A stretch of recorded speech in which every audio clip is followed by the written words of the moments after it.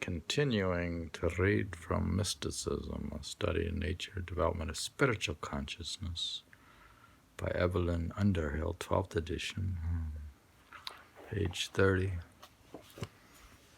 Transcendental matters are, for most of us, always beyond the margin, because most of us have given up our whole consciousness to the occupation of the senses, and permitted them to construct there a universe in which we are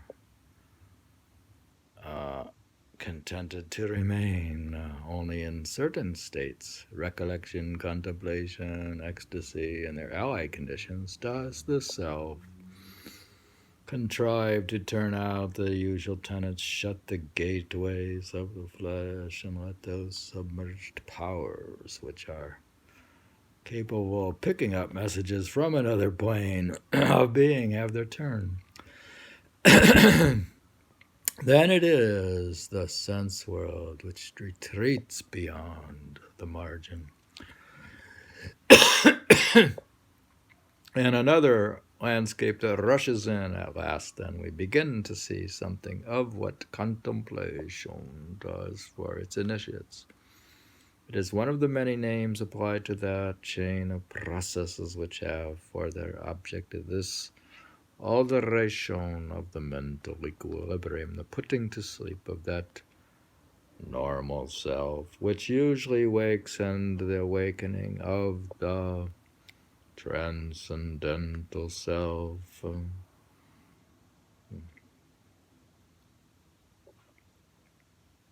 Which usually sleeps. To man, a meeting point of various stages of reality is given through, seldom considers it his unique power of choosing his universe.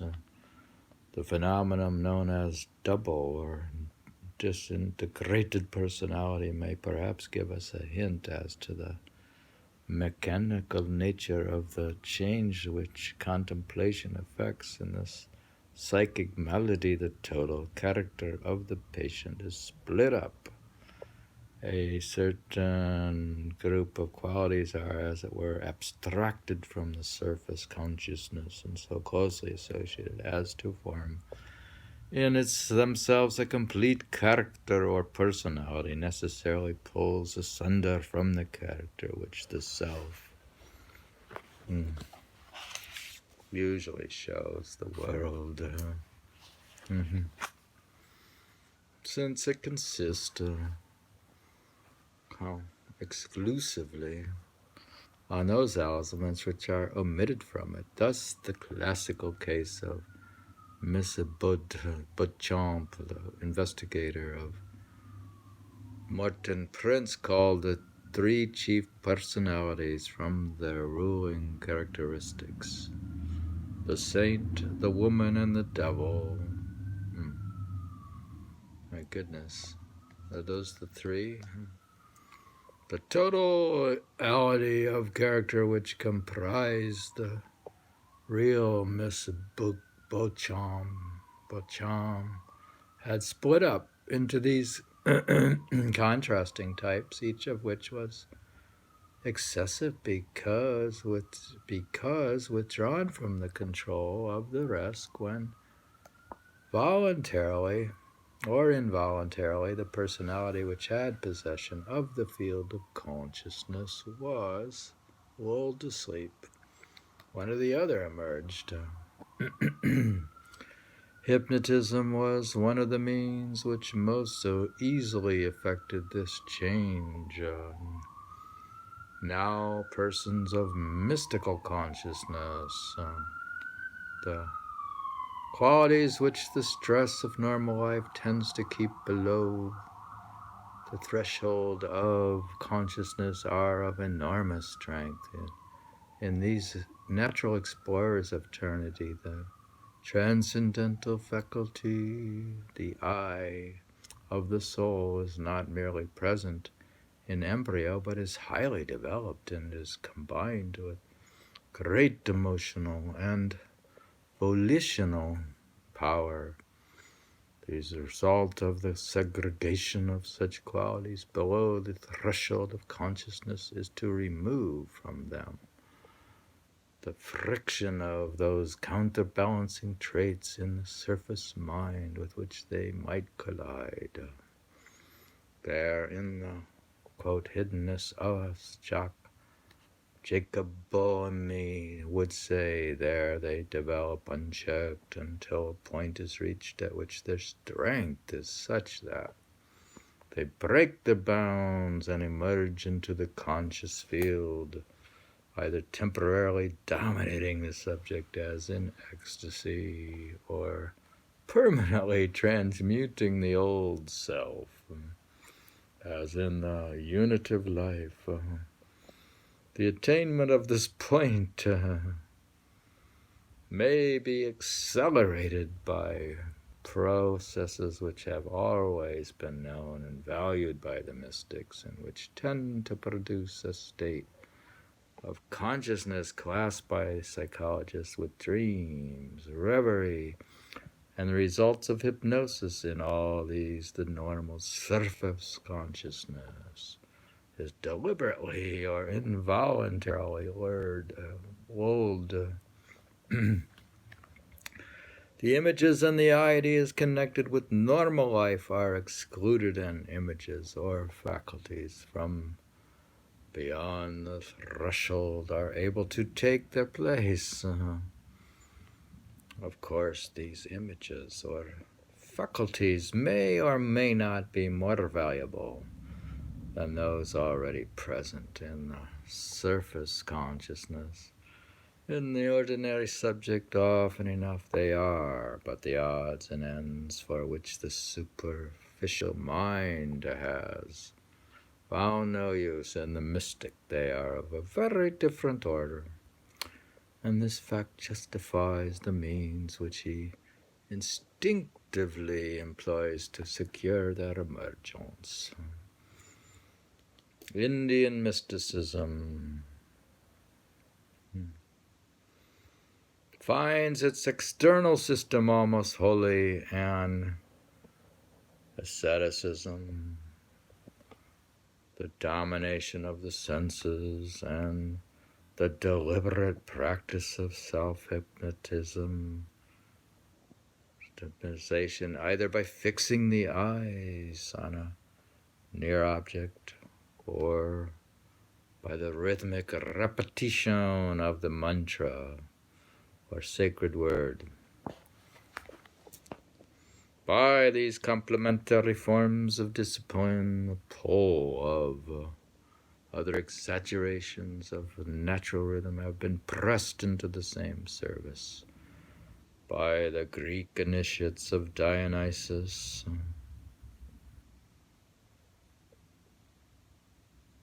by the Gnostics, by innumerable other mystic cults, but that these proceedings do effect a remarkable change in the human consciousness is proved by experience, though how and why they do it is as yet little understood. Such artificial and deliberate production of ecstasy is against the whole instinct of the Christian contemplatives, but here and there amongst them also we find instances in which ecstatic trance or lucidity, the liberation of the transcendental sense, was inadvertently produced by purely physical means. Thus, Jacob Boehme, the Teutonic theosopher, having one day, as he sat in his room, gazed fixedly upon a burnished pewter dish which reflected the sunshine with great brilliance, fell into an inward ecstasy. It seemed to him as if he could look into the principles and deepest foundations of things. The contemplation of running water had the same effect on Saint Ignatius of Loyola. Sitting on the bank of a river one day and facing the stream, which was running deep, quote, the eyes of his mind were opened, not so as to see any kind of vision, but so as to understand and comprehend spiritual things. And this was with such clearness that for him all these things were made new. This method of attaining to mental lucidity by a narrowing and simplification of the conscious field finds an apt parallel in the practice of Immanuel Kant.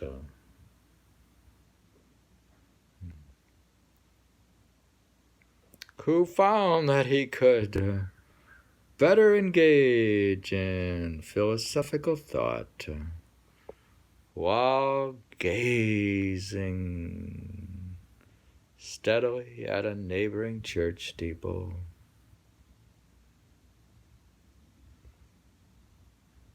I need hardly be said that the rationalistic writers, ignoring the parallels offered by the artistic and philosophical temperaments, have seized eagerly upon the evidence afforded by such instances of apparent mono-idealism and self-hypnotization in the lives of the mystics, and by the physical disturbances which accompany the ecstatic trance, and sought by its application to attribute all the abnormal perceptions of contemplative genius to hysteria or other disease.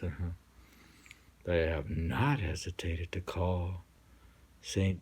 Paul an epileptic, St. Teresa the patron saint of hysterics, and have found room for most of their spiritual kindred in various departments of the pathological museum.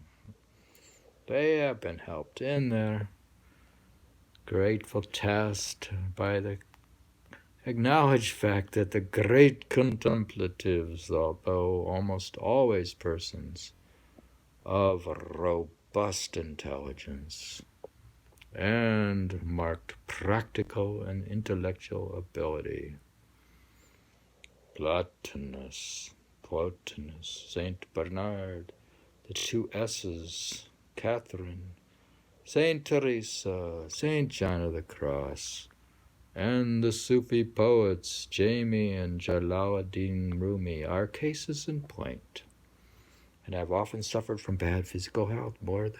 Their mystical activities have generally reacted upon their bodies in a definite and special way, producing in several cases a particular kind of illness and physical disability accompanied by pains and functional disturbances by which no organic cause could be discovered unless their cause was the immense strain which exalted spirit puts upon a body which is adapted to a very different form of life.